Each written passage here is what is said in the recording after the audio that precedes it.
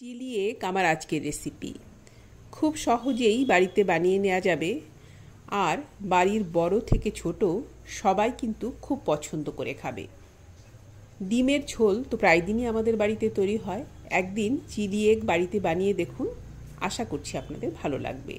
নমস্কার, স্বাগত জানাচ্ছি ফ্লেভারস অফ কলকাতায়।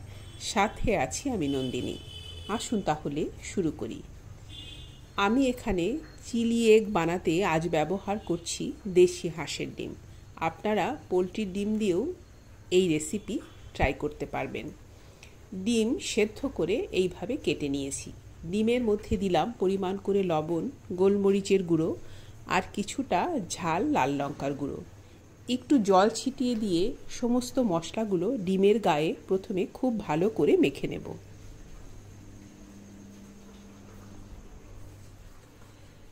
আর আমার লাগবে পেঁয়াজ, কাঁচা লঙ্কা, রসুন ও আদা। এই সমস্ত উপকরণগুলোকে আমি এইভাবে কেটে নেব। পেঁয়াজ একটু বড় বড় কিউব করে কেটেছি, কাঁচা লঙ্কা, রসুন ও আদা ছোট করে কেটেছি। দুটো কালারের ক্যাপসিকাম নিয়েছি, ক্যাপসিকামগুলোকেও আমি ছোট ছোট কিউব করে কেটে নিয়েছি।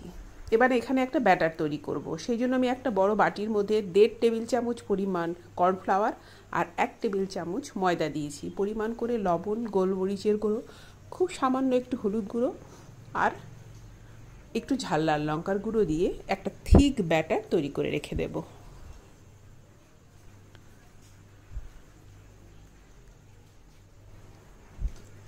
এই রকম ব্যাটার বানাতে হবে, ব্যাটার যেন পাতলা না হয়। এবার এখানে আমি সসের মিশ্রণটা তৈরি করে নেব। 2 থেকে 3 টেবিল চামচ পরিমাণ টমেটো সস, তারপরে দিলাম green chilli sauce, dark soya sauce আর 1/2 চামচ পরিমাণ চিনি। এই রেসিপি বানাতে হলে এই সমস্ত উপকরণগুলো আগে গুছিয়ে তারপরে রান্না শুরু করতে হবে। আর এখানে 1 টেবিল চামচ পরিমাণ কর্নফ্লাওয়ার ঠান্ডা জলে গুলে রেখে দেব। সমস্ত কিছু গুছিয়ে নিয়ে রান্নাটা করলে বানাতে কিন্তু খুব বেশি সময় লাগবে না। কর্নফ্লাওয়ার ও ময়দার ব্যাটারে ডিমগুলোকে এইভাবে কোট করে আমি ভেজে নেব। প্যানে সাদা তেল গরম করে নিয়েছি। এইবার প্রত্যেকটা ডিম এইভাবে ময়দা ও কর্নফ্লাওয়ারের ব্যাটারে কোট করে সুন্দর করে ভেজে নিতে হবে। ব্যাটার কিন্তু খুব বেশি লাগানোর প্রয়োজন নেই।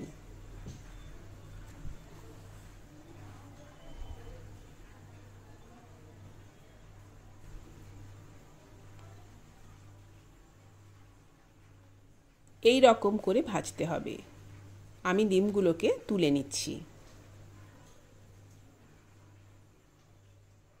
এবার অন্য একটা পাত্রে আমি দিয়ে দিলাম 2 টেবিল চামচ পরিমাণ সেই ডিম ভাজার তেল। খুব বেশি তেল কিন্তু আর দিতে হবে না। ফ্লেমটাকে আমি এখন হাইতেই রাখবো। প্রথমে দিয়ে দিলাম গ্রেট করা রসুন, তারপরে কাঁচা লঙ্কা। নেড়ে চেড়ে মিশিয়ে নিয়ে কিউব করে কাটা পেঁয়াজ দিয়ে দিলাম।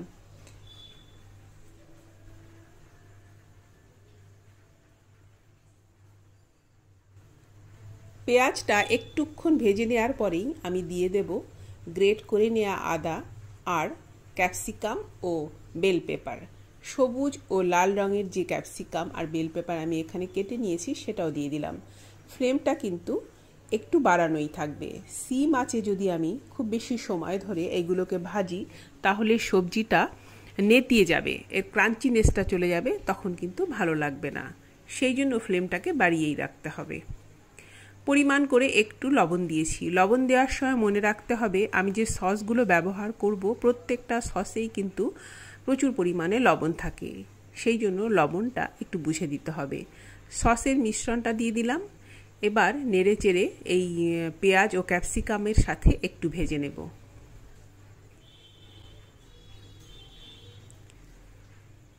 এই সময় আপনারা যেরকম ঝাল পছন্দ করেন একটু ঝাল লাল লঙ্কার গুঁড়ো ব্যবহার করা যেতে পারে। তবে ঝালটা সবসময়ই নিজেদের পছন্দ অনুযায়ী কম বা বেশি করে অ্যাডজাস্ট করে নিতে হয়। ভেজে রাখা ডিমের টুকরোগুলোও আমি এখন দিয়ে দিলাম। একটুক্ষণ নেড়েচেড়ে মিশিয়ে নিয়ে আমি দিয়ে দেব গুলে রাখা কর্নফ্লাওয়ার।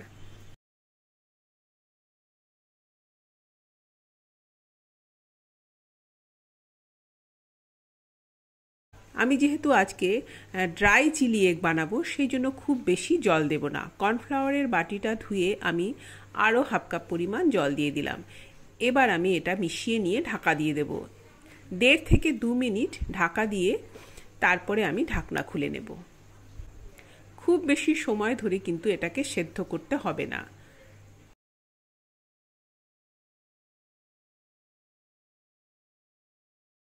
প্রায় 1.5 থেকে 2 মিনিট পরে ঢাকনা খুলে নেড়েচেড়ে মিশিয়ে আমি ফ্লেমটাকে অফ করে দেব। আমি আপনাদের সার্ভ করে দেখাচ্ছি এটা কতটা সুন্দর হয়েছে। আপনারা যদি একটু গ্রেভি রাখতে চান তাহলে আরও একটু জল বেশি করে দিতে হবে, তবে এটা খুব বেশি গ্রেভি হলে খেতে ভালো লাগবে না। গরম গরম রুটির সাথেও সার্ভ করতে পারবেন, আবার রাইসের সাথেও খুবই ভালো লাগবে।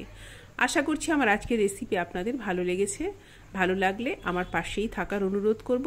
আজ এই পর্যন্তই। আপনাদের অনেক অনেক ধন্যবাদ।